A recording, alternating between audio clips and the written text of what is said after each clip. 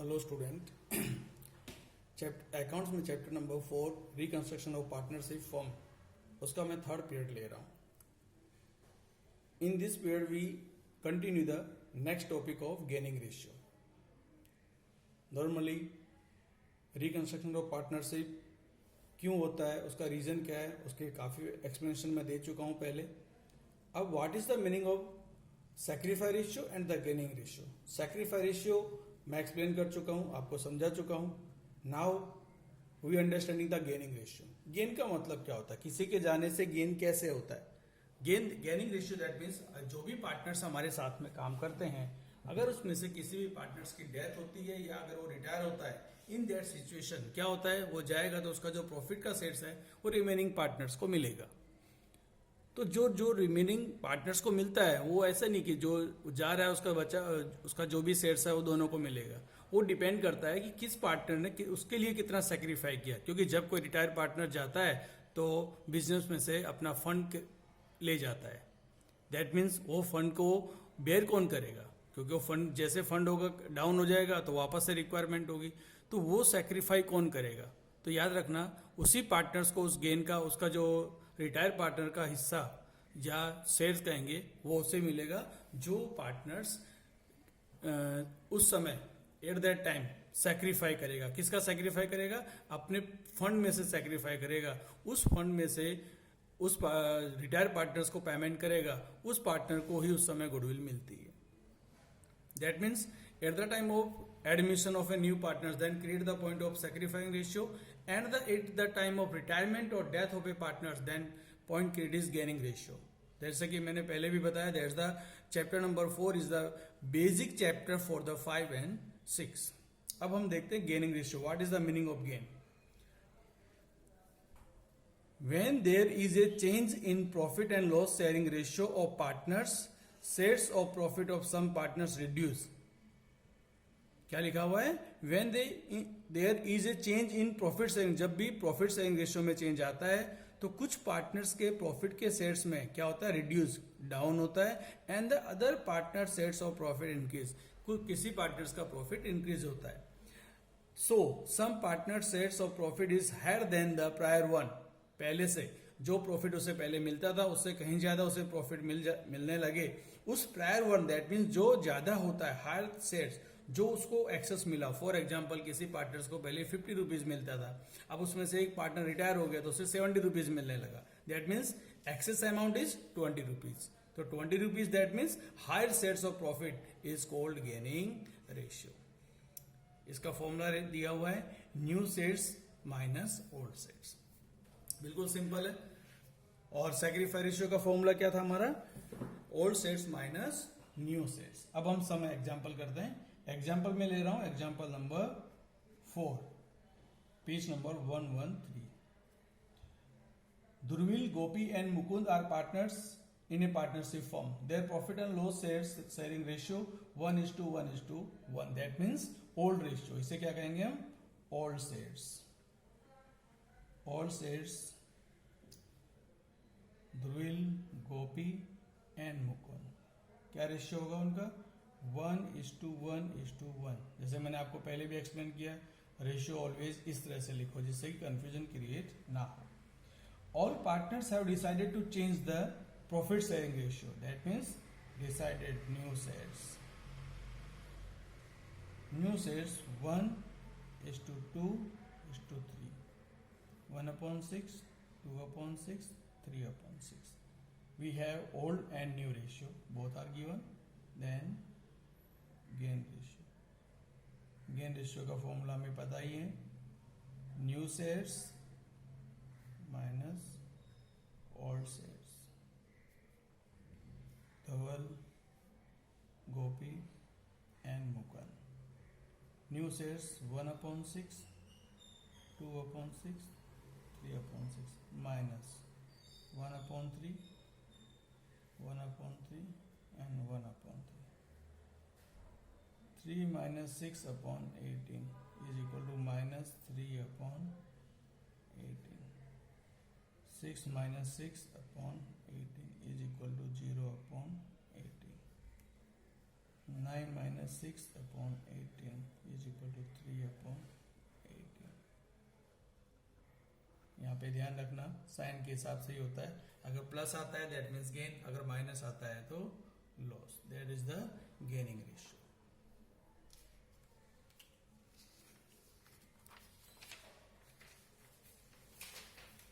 एक एग्जांपल मैं आपके साथ में और शेयर करता हूं जिससे और आपको प्रॉपर अंडरस्टैंडिंग आ जाएगी, जिससे कि मिस्टेक होने के चांसेस नहीं रहेंगे।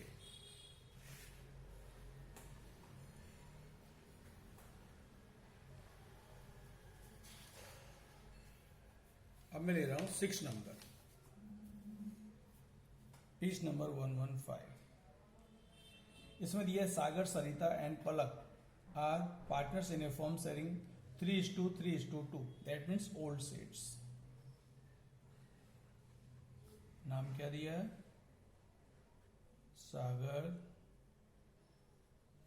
सरिता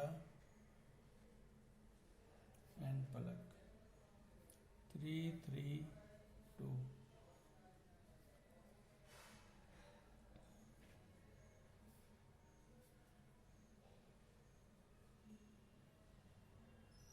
eight.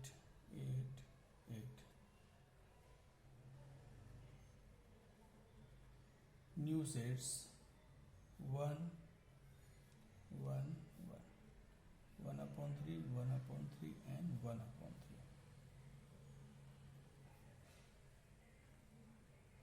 Gain ratio,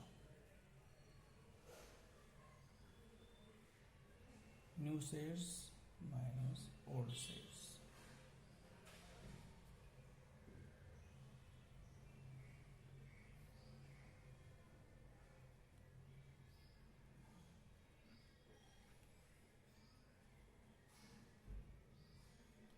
New sets, that means 1/3 and 1/3.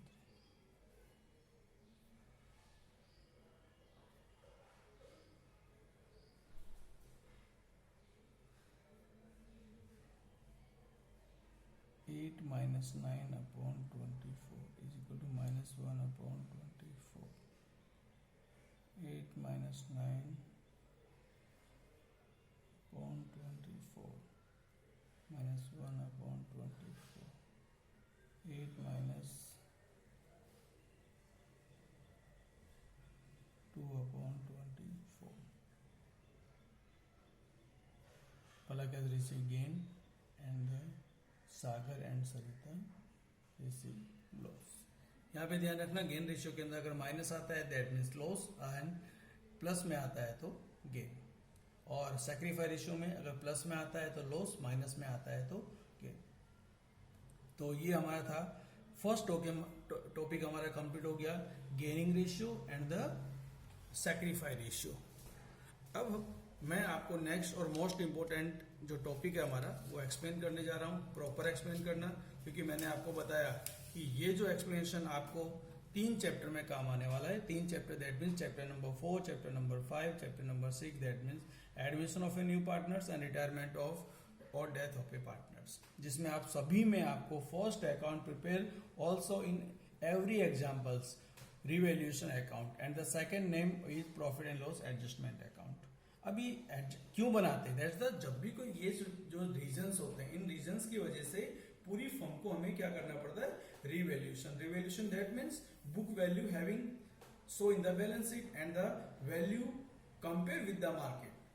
हम क्या करते हैं, हमारे पास जो बैलेंस शीट में जितनी चीजें दी गई है उसकी मार्केट में क्या वैल्यू है उसको हम कंपेयर करते हैं, और कंपेयर करने से हमें क्या पता चलता है, हमें प्रॉफिट है या loss, not income and expenditure. क्या पता चलता है, प्रॉफिट एंड लॉस। जैसे मैंने डेबिट में लिखा है डेबिट लॉस, क्रेडिट में गेन। अब कैसे क्या होता है ये मैं पहले भी आपको फर्स्ट लेक्चर में मैंने थोड़ा एक्सप्लेन किया था, ये बहुत ज्यादा इंपॉर्टेंट है, इसलिए मैं फिर से इस टॉपिक में एक बार ले रहा हूं, क्योंकि इसके बाद सीधे कंटिन्यूस नेक्स्ट लेक्चर से हमारे प्रैक्टिकल सम स्टार्ट हो जाएंगे। Let's go. Debit side, to decrease in assets, कोई भी एसेट्स, अगर एसेट्स की वैल्यू अगर डिक्रीज होती है तो हमें लॉस होता है। Increase in liability, increase in liability that means कोई लायबिलिटी हमारी अचानक बढ़ जाती है। फॉर एग्जाम्पल अनरिकॉर्डेड लायबिलिटी, कोई लायबिलिटी है लेकिन हमने रिकॉर्ड नहीं किया, जब हम फॉर्म रिवैल्यूएट करते तब याद आता है ये तो मुझे पेमेंट करना था, that means increase in liability. Bad debt reserve, ये हम फाइंड करेंगे इसमें new minus old. Outstanding expense also liability, DRD, that means ये सारी चीजें जो दी गई हैं, ये सारी क्या है, इनसे क्या होता है, हमें फर्म को लॉस होता है। फर्म को गेन किससे होता है, इंक्रीज इन एसेट्स, कोई भी एसेट्स की वैल्यू अगर मार्केट में बढ़ती है तो क्या होता है, फर्म को प्रॉफिट होता है। डिक्रीज इन लाइबिलिटी, हमारी लाइबिलिटी अगर डिक्रीज होती है, for example payment to the creditors of 10,600 rupees, if he left the give up amount of 600, that means हमें 10,000 ही पेमेंट करना है, तो यानी इसका मतलब ये हुआ कि 600 उसने लेफ्ट कर दिया, that mean that's the gain for us. And next accrued income, accrued income that means receivable, मिलना बाकी जिसे कहते हैं, प्रीपेड एक्सपेंस, और यहाँ जो डिफरेंस आएगा उसे हम लॉस कहते हैं। तो ये दैट्स द रिवैल्यूएशन अकाउंट, हमें बहुत ही ध्यान से अंडरस्टैंड करना है, क्योंकि चैप्टर नंबर 4, 5, 6 में मैं बार बार आपको दोहरा रहा हूँ, आपको ऐसा लगता होगा कि सर ये बार बार क्यों बोल रहे हैं, लेकिन हम जब करेंगे तो हमें पता चलेगा कि इसके बिना आगे सम जो है हमारा वो कंप्लीट हो ही नहीं सकता। अब इसकी जर्नल एंट्री भी इसमें से पूछी जाती है एग्जाम में। Journal entry how will be pass journal entry. अभी जर्नल एंट्री जो पास कर रहे हैं इसके अंदर सब दिखाएगा, जैसे फॉर एग्जांपल मैं आपको बता रहा हूं, इंक्रीज इन एसेट्स, अगर एसेट्स की वैल्यू इंक्रीज होती है तो यहाँ पे लिखा है respective assets, respective that means एक पर्टिकुलर नाम, यहाँ सभी एसेट्स का नाम तो लिख नहीं सकते, इसीलिए क्या वर्ड यूज किया, respective assets account debit to revaluation account. Decrease in assets, revaluation account debit to respective assets account. अगर इंक्रीज होती है तो ये एंट्री, डिक्रीज होती है तो ये। Now liability, increase in liability, revaluation account debit to respective liabilities. ये एंट्री इसी के ऊपर से हमने पास की हुई है, इसी के ऊपर से अगर आप फॉर्मेट में देखोगे तो आपको नजर आएगा, क्योंकि दैट्स द रिवैल्यूएशन अकाउंट और ये सारी चीजें सेपरेट अपने दी हुई है। अब आगे आता है डिक्रीज इन लायबिलिटी, अगर लायबिलिटी डिक्रीज होती है तो हमें बेनिफिट होता है, respective liabilities account debit to revaluation account. फिर लिखा हुआ है unrecorded assets, unrecorded assets, accrued income and prepaid expense.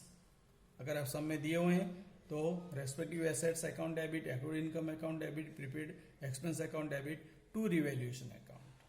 Unrecorded liability, unrecorded liability, unrecorded assets. बहुत बार ऐसा होता है कि हम कोई एसेट लाते हैं लेकिन बुक में रिकॉर्ड करना भूल जाते हैं, दैट्स द अनरिकॉर्डेड एसेट्स, लेकिन उसकी ट्रीटमेंट वैसे ही होती है जैसे नॉर्मल एसेट्स की हम करते हैं, रिकॉर्डेड एसेट्स की करते हैं।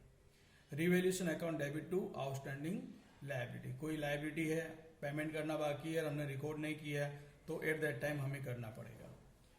और लास्ट, जब हम रिवैल्यूएशन अकाउंट क्लोज करते हैं तो हमें उसमें से प्रॉफिट भी मिल सकता है, लॉस भी मिल सकता है। अगर हमें प्रॉफिट मिलता है तो उसकी एंट्री होगी if profit of revaluation account, अगर प्रॉफिट है तो revaluation account debit to partners capital oblique current. याद रखना यहाँ ऑलवेज, यहाँ जब एक स्पेसिफिक हमें ना पता हो कैपिटल या करंट तो ऑलवेज याद रखना कैपिटल ऑब्लिक करंट लिखना कंपल्सरी है। अगर यहाँ पे नहीं लिखते हो तो एग्जाम में मार्क्स कट होते हैं।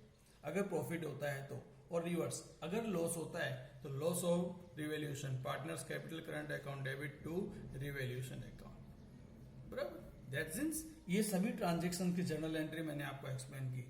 अब यहाँ पे हमारा रिवैल्यूएशन अकाउंट और उसका जर्नल एंट्री का टॉपिक खत्म होता है। अब हमारा जो नेक्स्ट लेक्चर होगा जिसके अंदर मैं प्रैक्टिकल सम स्टार्ट करूंगा, उस समय बी केयरफुल, आपके चैप्टर नंबर 4, 5 और 6 तीनों में ये रिवैल्यूएशन आपको एवरी टाइम बनाना ही पड़ेगा, इसलिए ध्यान से उसे अंडरस्टैंड करना और उसे सीखना।